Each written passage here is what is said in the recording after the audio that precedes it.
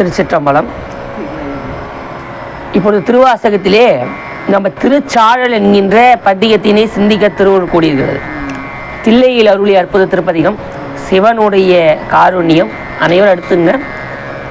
பதிகம் 12, தரவு கொச்சக கலிப்பா. இந்த பதிகத்திலே மாணிக்க வாசக பெருமான் ஒரு ஊமை பெண்ணை பேச வைத்த ஒரு நிகழ்வு நடக்கின்றது. அது எப்படின்னு சொன்னால், அந்த பெண்ணு பிறவிலே பேச முடியாத ஒரு குழந்தை.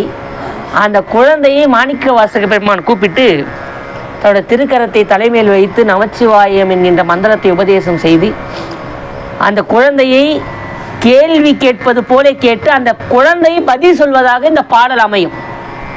முதல் பாடலிலே மாணிக்க வாசக பெருமான் கேள்வி கேட்பது போலவும், அதுக்கு இரண்டாவது 2 ஈற்றடியிலே நம்மளுடைய அந்த குழந்தை அதுக்கு பதில் சொல்வது போலவும் இந்த பதிகம் அமையப்பட்டிருக்கின்றது. அதாவது ஃபஸ்ட்டு 2 கேள்வி, ஃபஸ்ட்டு 2 அந்த வரி எது கேள்வி சம்மந்தப்பட்டு இருக்கும், அடுத்து 2 வரி அதுக்கு பதில் சம்மந்தப்பட்டா போல இந்த பதிகம் அமையப்பட்டிருக்கும். அப்படி அற்புதமாக அந்த குழந்தை பேசும் பொருட்டு இதோடைய வரலாறு சொல்வார். இந்த பதிகத்தில் முதலே பாருங்க, பூசுவதும் வெந்நீர் பூண்பதும் பொங்கு அரவம். பொங்கு அரவம்னா என்னது?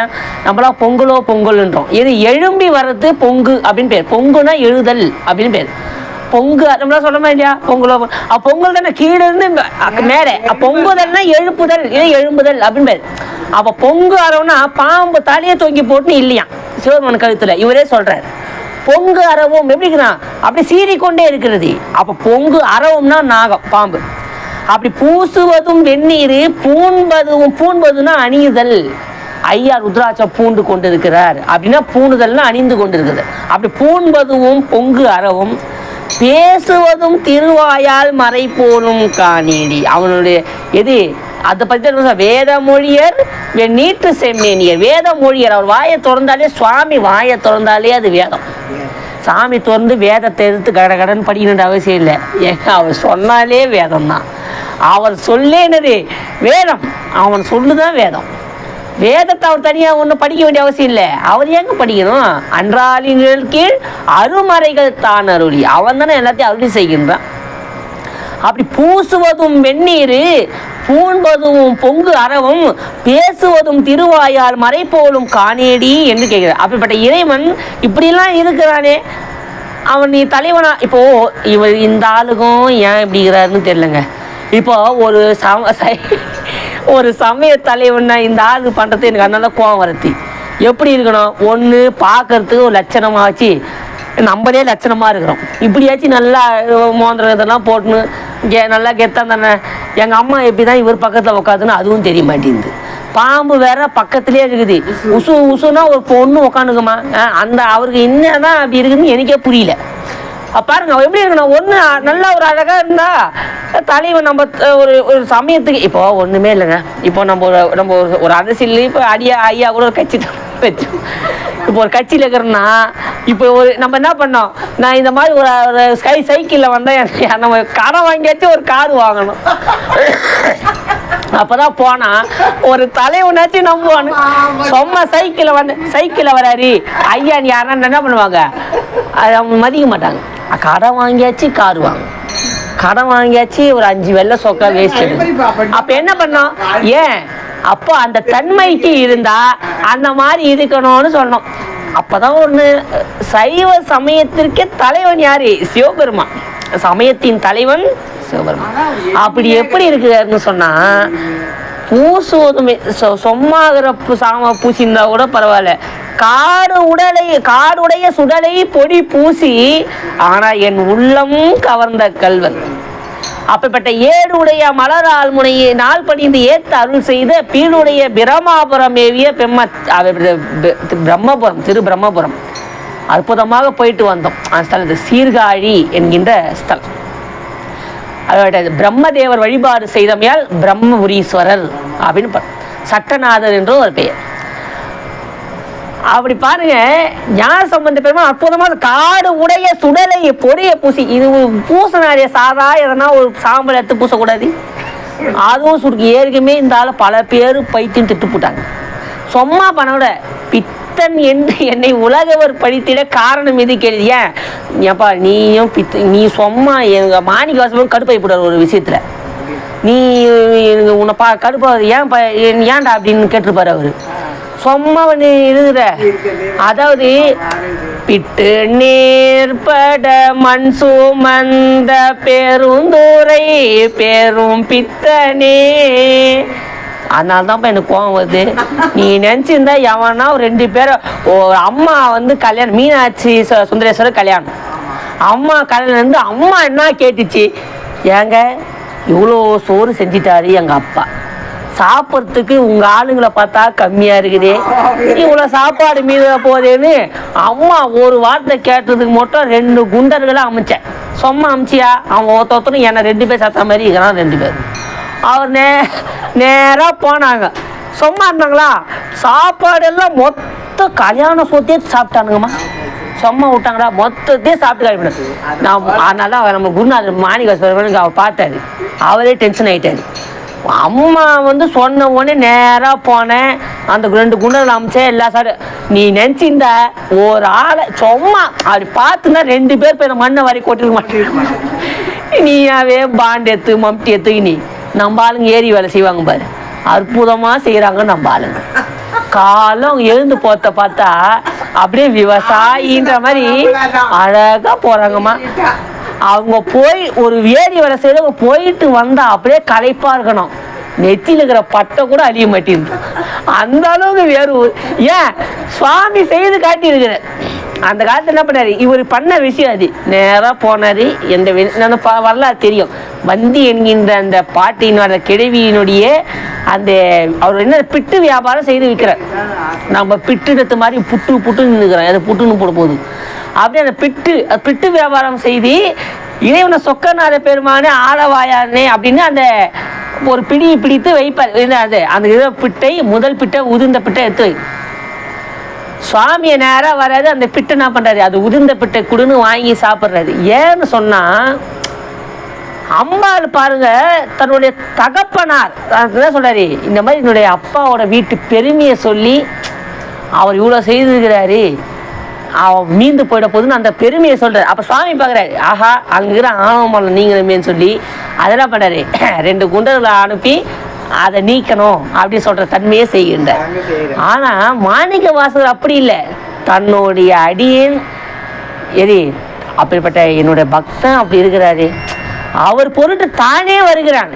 அடியார்களின் பொருட்டு இறைவன் ஒரு ஆளை அனுப்பித்தார் என்ற எந்த வரலாறும் சொல்வது கிடையாது. அவனே வருகிறான், அவனே தான். மாணிக்க வாசக வரலாறு இருக்கட்டும், நம்ம திருஞான சம்பந்த வரலாறு இருக்கட்டும், இந்த வரலாறு நம்ம சுவாமி தான் வருகிறானே தவிர ஒரு ஆளை ஏவலிட்டு செய்யவில்லை. இதை நம்ம தீக்கை வழங்கும் போது ஆதார தீக்கை நிராதார தீக்கை என்று தீக்கை 2ஆக பிரிப்பர். ஆதார தீக்கை என்பது ஒரு ஆதாரத்தை வைத்து இறைவன் நல்குவது. எப்படி ஒளியரசு ஐயா என்கின்ற ஒரு ஆதாரத்தை வைத்து இறைவன் நம்மளுக்கு தீக்கை நல்குகின்றார்.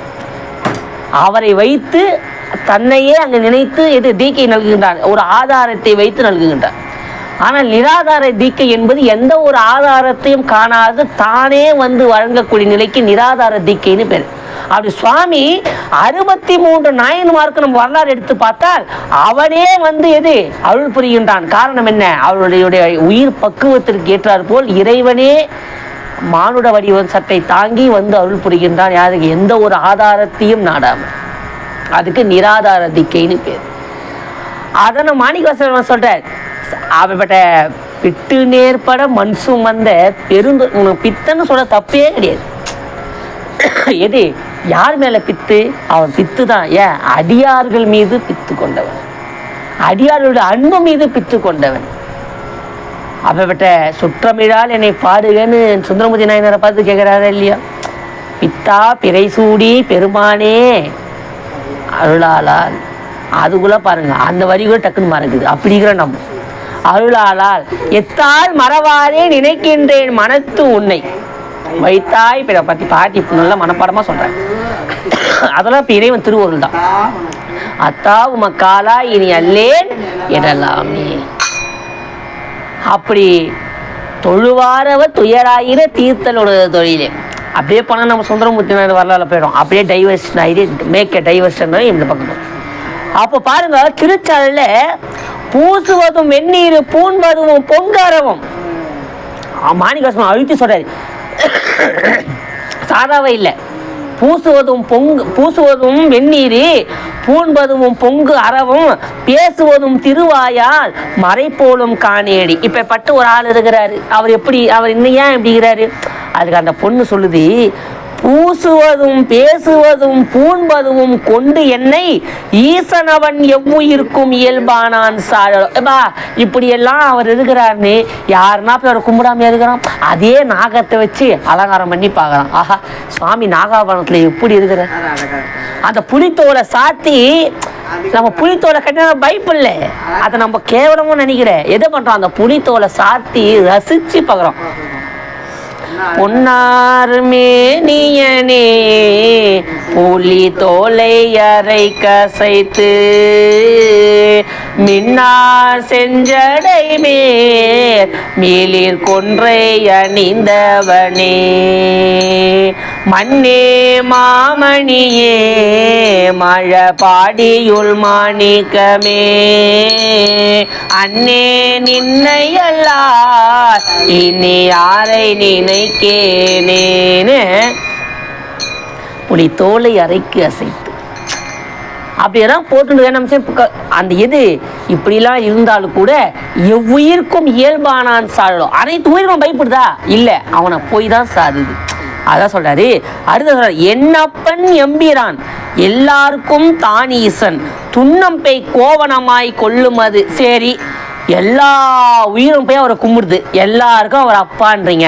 அப்பேற்பட்டவர் எது சின்னதாக ஒரு கோவணம் ஏன் கட்டி இருக்கணும்? எல்லாருக்கும் இயல்பாகிறாருன்றீங்க. ஏன் ஒரு 4 மூலம் வேஷ்டி வாங்கிறதுக்கு கூட ஒரு வழி இல்லை? நம்ம கேட்போம்ல, ஏன் ஒரு வேஷ்டி வாங்கி கட்டக்கூடாது?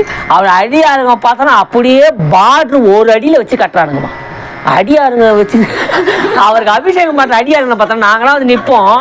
பஞ்சகஜம் 9 முழத்தை கட்டின்னு வரோம். கட்டின்னு அப்படியே பார்டர் ஒரு அடி கரெக்டாக நிற்கும். அப்படியே யானை பஞ்சாங்கஜம் கட்டுறோம், அழகாக வச்சு பார்டர் கட்டிக்கின்னு அப்படியே ருத்ராசம் போட பழுக்க வந்து நின்னா சாமி பக்கத்தில் 5-10 வருஷம் பார்க்குறேன் என்னம்மா வந்துக்கிறாரு அப்படின்னு. அவ்வளோ அழகாக போய் நிற்கிறமே. ஒரு தடவை கும்பிட்றேன், நீ எப்படி இருக்கணும்? கோமனங்கடின்னு இருக்கிறாரு. துன்னம்பே கோவணமாய் கொள்ளும் அது என்னேடி அப்படின்னு சொல்ற. அதை அவர் சொல்றாரு, மண்ணுனா நிலை பெற்ற, கலைனா கலைகள் அனைத்தும். அப்படி மண்ணு கலை துண்ண பொருள் மறை 4 வான் சரடாய் தன்னையே கோவணமாய் சாத்தினன்கான் சாருள். அப்படிப்பட்ட மறையாகிய வேதமே அவனுக்கு ஆடைன்னு சொல். அவனோட கோவணம்னா அது வேற என்ன சொல்லுது? அவன் கட்டிய கோவணம் எது? வேதம். வேதங்களே என்ன பண்றான்? கோவணமா கண்டுக்கிறான். நான் பாருங்க, அந்த கோவணம் எங்கன்னா பழுது போடுமா? நம்ம இந்த வேஷ்டி எடுத்து நான் 1 வருஷம் ஆகுது, அப்படியே நம்ம டல்லா போயிடுச்சு. சாமிக்கு அந்த கோவணம்னா கட்டினுக்கிறாங்க, டல்லா போகுமா என்ன? போவாது. ஏன்? வேதத்தையே கோவணமா கட்டினுக்கிறான். ஒரு வாட்டி வேதத்தை ஓத அந்த கோவணம் என்ன பண்ண போகுது? இன்னும் பொலிவுபட போகுது. அதனால சிதம்பரத்துல என்ன சொல்லிட்டாங்கன்னா, ஆஹா, நான் வேதத்தை நிப்பாட்டிட்டுன்னு சொன்னா சுவாமிக்கு அந்த கோவணம் பொலிவடைந்து போயிடும். கோவணம் அவனுக்கு என்னோட வேதம் தான் ஒரு கோவணம் சொன்னாங்க. சுவாமி அதையும் பார்த்தார். ஆஹா, இப்படியும் உனக்கு ஆணவ மலை வருமானு சடார்னு எழுந்தார், படார்னு அவுத்து போட்டார். அப்படி அவன் எடுத்துக்கொண்ட கபாலி என்கின்ற வடிவத்தை மேற்கொள்கின்றார். அப்ப அந்த வடிவம் என்ன? எந்த துணியும் இருக்காது, பிச்சாடனர் வடிவம். எந்த கோவணம் எதுவுமே இருக்காது. அப்படியே நீ கால பைரவர் கபாலி என்கின்ற நிலையில். ஆனால் இன்னும் பைரவர் கோயிலுக்குலாம் போனால் சாமி நம்ம யோசிப்போம், என்ன இந்த சாமி மட்டும் துணியே கட்டாமல் அப்படியே இருக்கிறார். துணி கட்டக்கூடாது, அது ஆகும். எந்த துணி இல்லாமல் கோயிலில் கட்டாமல் இல்லை, அது கட்டக்கூடாது. பைரவருக்கு துணி கட்டக்கூடாது. ஏன்? சுவாமி அந்த நிலையில் தான் நிற்கிறார். நம்ம நினைங்க, எது எல்லா சாமியும் இந்த சாமி மட்டும் அப்படியே நிற்கிறாரு. சிந்திக்கணும். அப்பயே அந்த வரலாறு நடக்கும்போது சுவாமி அப்படி நின்ன. அதை சொல்ற. மண்ணு கலை. மண்ணுனா எது? சிதம்பரத்திற்கு மண்ணுன்னு ஒரு பேர். மண்ணு தில்லை நிலை பெற்ற அப்படின்னு சொல்ல. மண்ணு கலை துண்ணு பொருள் மறை 4 வான் சரடாய். அப்ப தன்னையே கோவணமாய் சாத்தினன்கான் சரண். சரி, அப்படி அதை தான் போட்டுனுங்கிறாருப்பா. சரி, அவன் எங்க இருக்கிறான்? சரி, இதெல்லாம் கூட ஏத்துக்கலாம்பா. சரி, அவர் வெந்நீர் பூசிக்கிறாரு, பாம்பை போட்டுனுக்கிறாரு, கோவணம் அஞ்சினுக்கிறாரு, எல்லாம் ரைட்டு.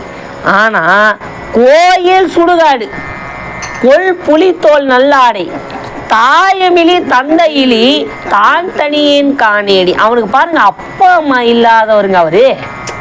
சிவபெருமான் ஒண்ணு கேட்டார், என்ன அனாதை. அதுதான் நம்மளுடைய சைவத்திலே அனாதின்னு குறிப்பிடுவார். தோற்றம் என்பது இல்லாதவன். இந்த சிவபெருமானி ஜனவரி மாதம் 10ஆம் தேதி 1900 என்ன வருஷம் போட முடியுமா? அவர் எந்த வருஷத்தை போட முடியும்? அதனால நம் முன்னோர்கள் ஆருத்ராவை இறைவன் தோன்றிய நாளாக எண்ணி வழிபாடு செய்தார்கள். ஆருத்ரா என்பது இறைவன் பிறந்த நாளாக எண்ணி வழிபாடு செய்வதை கண்டி அவன் பிறந்த நாள் என்று ஒன்று கிடையாது. ஏன்? ஆருத்ரா என்பது ஒரு நட்சத்திரத்தை குறிப்பிடுவார்கள். நம்மளுடைய வானத்தில் பார்த்தோன்னா ஒரு நட்சத்திரம் இருக்கும். அந்த நட்சத்திரத்தை ஆருத்ரன், அதாவது அந்த நட்சத்திரத்தை குறிப்பிட்டு அந்த நட்சத்திரம் இருந்தால் இருக்கத்தில் ரொம்ப பழமையான நட்சத்திரம் திருவாதிரை நட்சத்திரம். அது ஆதிரை என்று சொல்லுவாங்க, அது ஆருத்ரான்னு. அப்ப அந்த ஆதிரை என்று சொல்லக்கூடிய திருவாதிரை திரு சிவமா சேர்க்கிறாங்க. ஆதிரை என்கின்ற நட்சத்திரம். அந்த நட்சத்திரத்தை ஏன் அப்படி சொன்னா, அது ஆயுட்காலம் என்று வரைய செய்ய முடியாது. ஏன்? அக்காலத்துல இந்த காலகட்டம் வரைக்கும் அந்த ஆதிரை நட்சத்திரம் சொல்லணும். அதனால இந்த ஏதோ ஒரு படம் பார்த்தோம்ப்பா, நம்ம பொன்னியின் செல்வன், அந்த படத்துல அடிக்கடி அந்த ஆதிரை நட்சத்திரத்தை காட்டுவாங்க. நமக்கு எதையுமே தெரிஞ்சுட்டா அடிக்கடி இந்த 3 நட்சத்திரம் காட்டிக்கினே இருப்பாங்க வானத்துல.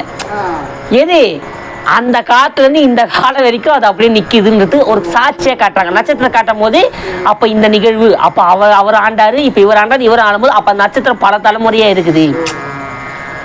அப்ப அந்த ஆதிரை என்பது ரொம்ப பழைய நட்சத்திரம். அப்ப அந்த நட்சத்திரத்தை இறைவன் பிறந்ததாக எண்ணி அந்த நட்சத்திரத்தை நாளன்று நம்ம அந்த சிதம்பரத்தை எல்லா நடராஜர் கோயிலையும் நம்ம ஆருத்ரா கொண்டாடுவோம். அப்படி இறைவனுக்கு எது இல்லை? கோயில் சுடுகாடு, கொல்புலி தோல் நல்லாடை, தாயுமிலி தந்தையிலி. அவனுக்கு அப்பா இல்லை, அம்மா இல்லை, தான் தனியன் காணேடி. அவன் எதுவுமே இல்லாமல் தான் தனியன் காணேடி இப்படி இருக்கிற இறைவன். அது சொல்றாரு, அம்மா இல்லை அப்பா இல்லை நினச்சி அவர் சாதாரண நினச்சிடாத. தாயுமிலி தந்தையிலி தான் தனியேன் ஆயிடினும் காயில் உலக அனைத்தும் கற்பொடி காண்சார்கள். அப்படிப்பட்ட காயில்னா இந்த உலகம் அனைத்தும், கண்ணால் பார்க்கக்கூடிய இந்த உலகம் அனைத்தையும் கற்பொடி. அவன் பார்த்தானா அப்படி தூசு தும்பா ஒடிஞ்சு போயிடும். அந்த அளவுக்கு வல்லமை கொண்டு சிவபெருமான் சொல்கின்றார். அப்படிப்பட்ட இந்த அற்புதமான திருப்பதிகத்தை நாம் பாராயணம் செய்வோமாக. திருச்சிற்றம்பலம் 2 வரிகளாக விண்ணப்பம் செய்யப்படுகிறோம். பூசுவதும் வெந்நீர் பூண்பதுவும் பொங்கரவும் பேசுவதும் திருவாயால் மறை போலும் காணேடி.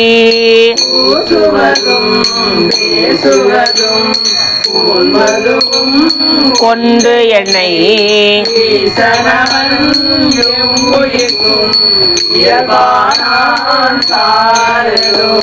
என்னப்பன் எம்பீரான் எல்லார்க்கும் தானீசன் தொன்னம் பெய் கோவணமா கொள்ளுமது என்னேடி.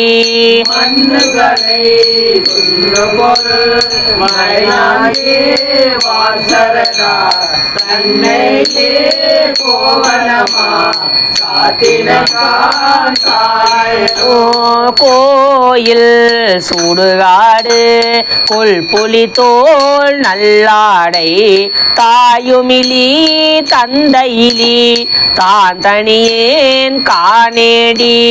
தாயுமிலி தந்தையிலி தான் தனியேன்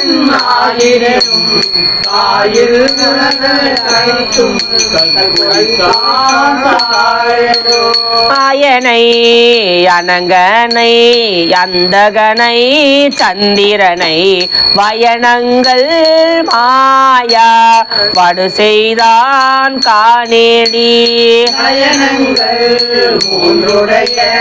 நாயகனே கண்டித்தார் சயமன்றோ வானவர்க்கு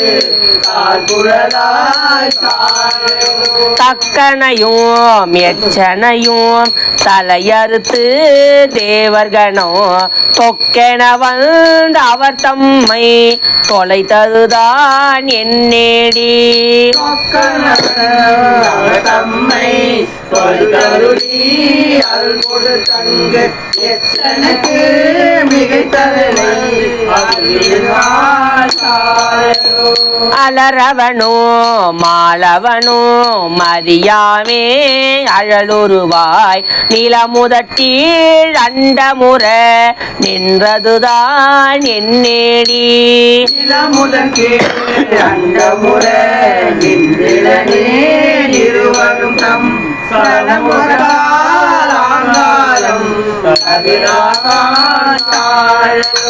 மலைமகளை ஒரு பாகம் வைத்தலுமே மற்ற ஒரு சலமுகத்தால் அவன் சடையில் பாயுமது என்னேடி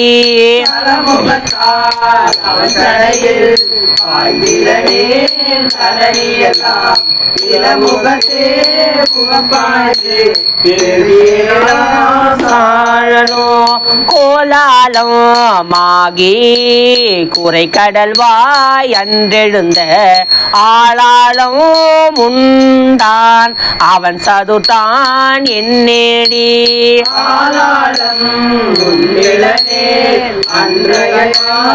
உள்ளிட்ட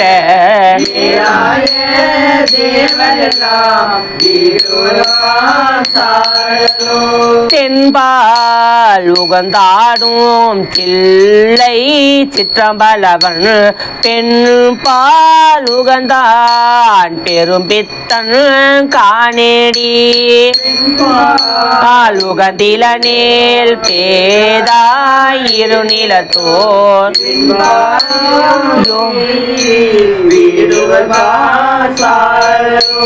தானந்தம் இல்லான் தனையடைந்த நாயேனை ஆனந்த வெள்ளத்து அழுத்துவித்தான் காணேடி ஆனந்த வெள்ளத்து அழுத்துவித்த திருவடிகள் வானுந்து தேவதற்கோர் நங்காயிது என்ன தவம் நரம்போடு எலும்பு அணிந்து கங்காலம் தோல் மேலே காதலித்தான் காணே கங்காலம்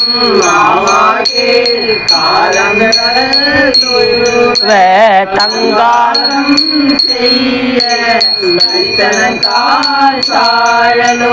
காணார் புலித்தோல் உடைத்தலை ஊன் கடுப்பாதி ஆனால் அவனுக்கிங்கு ஆட்படுவார் ஆரேடி ஆனாலும் திருமாலும்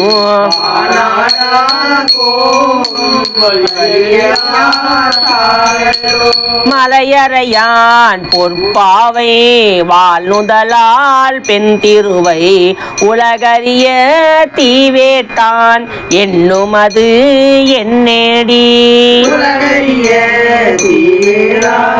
ஒழிந்தனலேல் உலகனைத்தும் பொருள்கள் எல்லாம்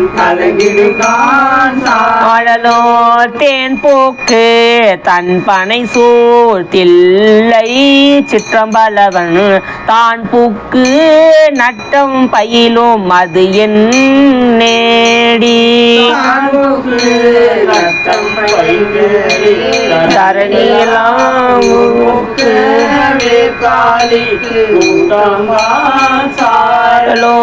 கடகரியும் பரிமாவும் தேரும் முகந்து ஏறாதே இடவும் முகந்து ஏறியவாறு எனக்கரிய இயம்பேடி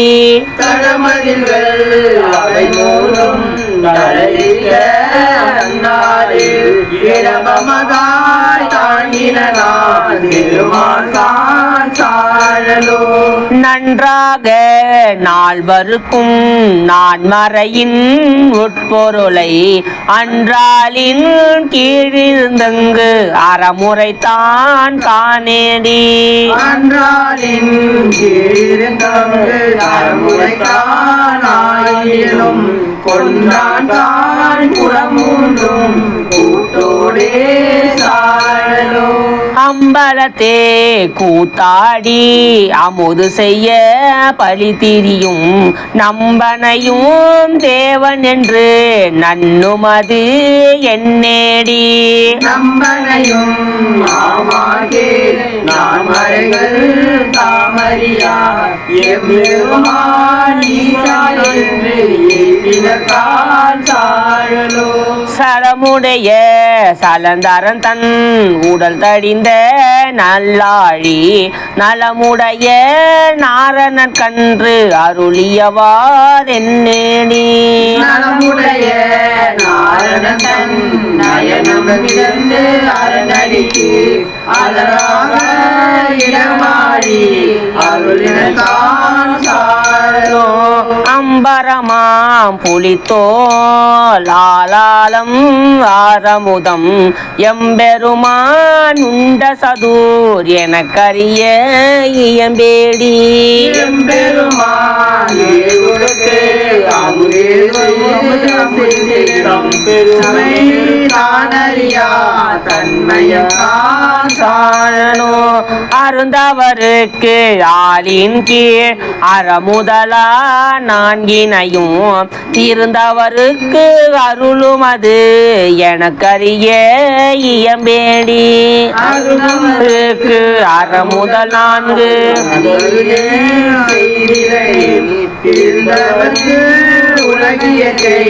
தெரியாக்கான் சாழலும் அருந்தவருக்கு அறமுதல் நான்கு அன்றருளி செய்திலனே திருந்தவருக்கு உலகியற்கை திருந்தவருக்கு உலகியற்கை தெரியாக்கான் சாழலும். அப்பா அற்புதமான இந்த 7வது பதிகத்திலே இவர் பாருங்க, நல்லா கேட்டுன்னு வந்தார், கம்முன்னு போகக்கூடாது. மலைமகளை ஒரு பாகம் வைத்தலுமே மற்ற ஒருத்தி சலமுகத்தால் அவன் சடையில் பாயுமது எண்ணி கேட்டுனே வந்தார். இவருக்கு கடுப்பாயிட்டு இது கொடுக்குது. சரி எல்லாம் ரைட்டு. ஒரு மனைவி கேட்டுனா அம்மா பக்கத்தில் உட்காந்துது. அப்படி மலைமகளை ஒரு பாகம் வைத்தலுமே அந்த மனைவி இருக்கிறாங்க, இருந்தாலும் மற்ற ஒருத்தை தூக்கி சடை முடியில வச்சு ஒலிக்க வச்சுருக்கிறாரு. இது என்ன சொல்கிற, இது பதில் சொல்லி பார்ப்போம் அப்படின்னு கேட்குறாரு. உடனே அந்த பெண் குழந்தை சொல்லுது, சலமுகத்தால் அவன் சடையில் பாய்ந்தில நேல் தரணி எல்லாம். அதாவது நம்ம சிவபெருமான் பாருங்க, அப்போவே இன்ஜினியராக இருந்துக்கிறார். இப்போ நம்மளாம் ஒரு வீடு கட்டணும்னு வச்சிங்க, இப்போ ஓரடுக்கு மாடி கட்டுறோமா, இப்போ தண்ணி டேங்க் எத்தனை எங்க வைப்பீங்க, எங்க வைப்பீங்க, மேலதான் வைக்கிறோம். சரி, அதுக்கு மேல இன்னொரு நான் மாடி கட்டுறேன். ஏன் அப்ப முதல் மாடியே வச்சா என்ன குறைச்சிட போகுது? ஏன் அந்த ஃப்ளோ வராது. இப்ப அப்பா பாத்தீங்கன்னா இங்க தான் தண்ணி டேங்க் வச்சுக்கிறாரு இல்லையா, வச்சுக்கிறாரு இல்லையா? ஏன் அங்க ரைட்ல இருந்து தண்ணி என்ன பண்ணோம், நல்லா ஃப்ளோவா வரும். சரி, அதே மாதிரி நீங்க பாருங்க, எங்க போனாலும் சரி 5 அடுக்கு 10 அடுக்கு இல்ல 20 அடுக்கு கட்டினாலும் மேல அந்த 20வது மாடிக்கு மேலதான் டேங்க் வைப்பாங்க, 30வது மாடியில வைப்பாங்க. எப்படி கட்டினாலும் அந்த உயரத்து மேல எது வைப்பாங்க, டேங்க் வைப்பாங்க. ஏன் அப்பதான் அந்த கீழே இருக்கிற 30 ஃப்ளோருக்கு என்ன வரும், தண்ணி வரும். 20வதுலயே வச்சிருந்துச்சா மேல தண்ணி ஏற போகுது, ஏற. அப்ப மேல இருந்து கீழே வருதுன்னு இயற்கை. இப்ப இங்க இருக்குது, தூக்கி மேல போட்டா என்ன டக்குன்னு வந்து கீழே விடும். அவ மேல எந்த அளவுக்கு வரும் கீழே வருதோ இயற்கை. அப்ப பார்த்தாரு சுவாமி, ஆஹா இந்த உலக உயிர்கள் அனைத்திற்கும் எல்லா இடமும் நீர் சென்று சேரணும்னு என்ன பண்ணணும், நம்ம இருக்கத்திலே உயர்ந்த ஒரு இடம் எதுன்னு பார்த்தார். ஏன்னா இப்போ நம்ம வீடுனா இந்த மொட்டை மாடிக்கு போயிடறோம். இந்த உலகத்துக்கே பெரிய உயரம்னா எந்த இது சொல்ல முடியும், சாமி யோசிக்கிற அளவுக்கு. ஏன்னா அவர் கண்டிப்பாக யோசிச்சிருப்பார், எல்லா இடமும் வைக்கணும்.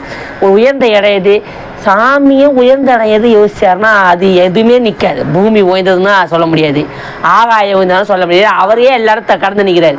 சாமி பார்த்தாரு, நேராக எடுத்தார், தன்னோட சிரசு மேலே வச்சிட்டார். அப்பண்ணி அதான் சொல்ற பாருங்க, சலமுகத்தால் அவன் சடையில் பாய்ந்திலனேல் தரணி எல்லாம் பிளமுகத்தே புகப்பாய்ந்து பெருங்கேடாம் சாழலும். அப்ப என்ன வேணும், இந்த உலகம் அப்படி தலைமையில தண்ணி வைக்கலன்னு சொன்னா தண்ணி பற்றாக்குறை வந்து பெரும் கேடு ஆகி போடும்னு சொல்றாரு. அப்ப அந்த தண்ணி தலை மேல வைத்து பிளமுகத்தே புகப்பாய்ந்து பெருங்கேடாம் சாழலும். அதெல்லாம் வந்து பாருங்க எவ்வளோ அற்புதமாக சொல்கிறாரு. இது இந்த நான்கு வரிகளிலுமே பெரிய பெரிய விளக்கத்தை வச்சுட்டு போயிட்டாருப்பா. இதை வரலாறு சொல்ல முடியல. இப்ப பாருங்க, அடுத்த பாருங்க, கோலாலம் ஆகி குறைக்கடல்வாய் அன்றெழுந்த ஆளாளம் உண்டான் அவன் சதுத்தான் என்னேடி ஆளாளம் உண்டினில் அன்றையன்மார் உள்ளிட்ட மேலாய தேவர் எல்லாம் வீடு வரனா இறப்பு. அப்படிப்பட்ட இந்த இதுதான் அவனுக்கு அன்னைக்கே போய் எல்லாம் சேர்ந்துட்டு இருப்பாங்க. அந்த விஷம் சாப்பிடலாம் மொத்த பேர் சாப்டரும் க்ளோஸ் ஆகிட்டு இருக்கோன்னு ஈஸியாக தமிழை சொல்கிறேன். இப்போ இந்த 4 வரியும் நம்ம குருநாதர் அழகாக சொல்லிட்டு போயிட்டாரு. இதுல பெரிய வரலாறே இருக்குது. நம்ம ஞானிகளோட தன்மையை பாருங்க, சுருங்க சொல்லி விரிய பதிலை கொடுப்பதுதான் நம்மளோட ஞானிகளோட இதெல்லாம். திருக்குறள் பாருங்க, 1.25 அடி ஆனா கருத்து பல. அப்ப தொட்டனைத்து ஊறு மணற்கேணி மாந்தருக்கு கட்டணைத்து ஊறு மறிவு பார்க்காம சொல்ல சின்ன வயதான இருக்குது.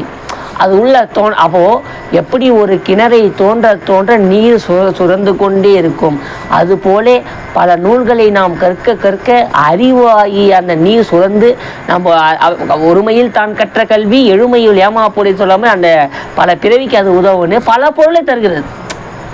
அப்போ இந்த பாடலை சிந்திக்கும் போது பார்த்த சொன்னால் நிறைய கருத்துக்களே தன் அகத்தே கொண்டிருக்கிறது இந்த திருவாசகம் என்கிற தேனமுது.